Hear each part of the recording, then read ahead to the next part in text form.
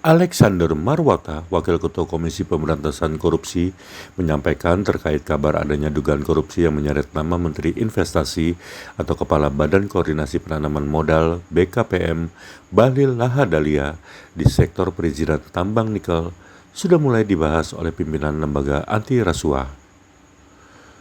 Selain itu, Alex juga mengungkapkan bahwa ia berharap wartawan dari Tempo bisa memberikan petunjuk kepada KPK. Dilansir dari Kompas.com pada Rabu 6 Maret 2024, sebelumnya Bahlil diduga menyalahgunakan wewenangnya untuk mencabut dan mengaktifkan kembali sejumlah izin usaha pertambangan dan hak guna usaha dengan meminta imbalan miliaran rupiah. Jadi soal apa yang di Tempo itu katanya dia main tambang kan katanya kan gitu kan ya kan semua teman-teman juga sudah baca kan berita terkait itu, tentu itu juga menjadi informasi buat kami ya di Dumas ya, supaya lakukanlah itu telahan informasi-informasi itu. Dan saya yakin kalau wartawan nulis kan pasti juga berbasis data kan begitu ya. Itu yang sementara kami perintahkan ke Dumas supaya dilakukan telahan, ya, lakukan klarifikasi.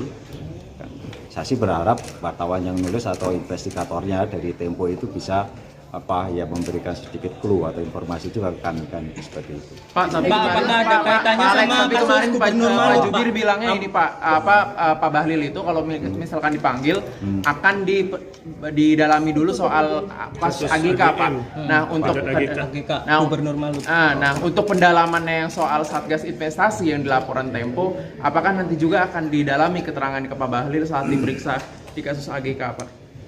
Kan kita belum sampai rencana untuk memanggil yang bersangkutan. Sekali lagi kan itu baru informasi awal ya dari wartawan dari majalah Tempo, dan perjalanan perkara atau kasus di KPK itu kan dari Dumas telaannya dulu kan, itu nanti yang akan kami lakukan ya, termasuk pengkayaan informasi dari berbagai sumber tentu saja. Dan makanya kemarin saya juga bilang koordinasi dengan Kementerian Investasi sendiri kan begitu kan, bagaimana misalnya APIK-nya atau inspektoratnya itu melakukan pengawasan terhadap proses bisnis terkait dengan misalnya kan pencabutan perizinan dan lain sebagainya, termasuk pemulihan dari perizinan itu, bagaimana proses bisnisnya, apakah sudah terawasi dengan baik dan lain sebagainya, kayak seperti itu. Pemanggilan itu kan ketika tahap penyelidikan kan begitu kan, itu pun baru sebatas klarifikasi. Artinya diklarifikasi lah belum masih jauh gitu. Jauh ya. Tapi ini diobrolin di pimpinan Pak. Apa? Dibahas nggak Pak? Ya kalau dibahas sih di pimpinan sudah kita ngobrol-ngobrol, kita sudah panggil. Lalu kapan ekspos? secara formal apa informal gitu Pak? Obrolannya maksudnya mengobrolkan soal temuan Tempo itu. Secara ya, informal aja pas lagi ketemu, lagi membicarakan yang lain, terus ada berita Tempo menarik nih gitu kan, laporan investigasi.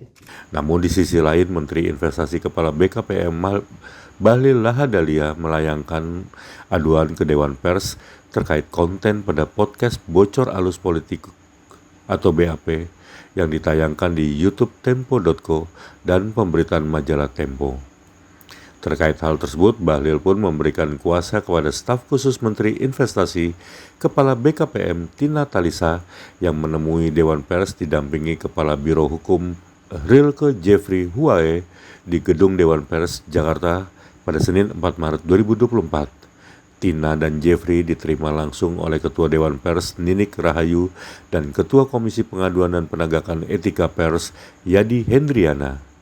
Menurut Tina Talisa, Menteri Investasi menyayangkan konten podcast yang ditayangkan pada Sabtu 3 Maret 2024 dan pemberitaan majalah Tempo edisi 3 Maret 2024 dengan liputan investigasi berjudul Main Upeti Izin Tambang. Karya jurnalistik tersebut merugikan dirinya karena tidak memenuhi kode etik jurnalistik. Pak Bahlil berkeberatan dengan konten yang disampaikan dalam dua platform tersebut karena mengandung informasi yang mengarah pada tudingan dan fitnah, juga informasi yang tidak terverifikasi.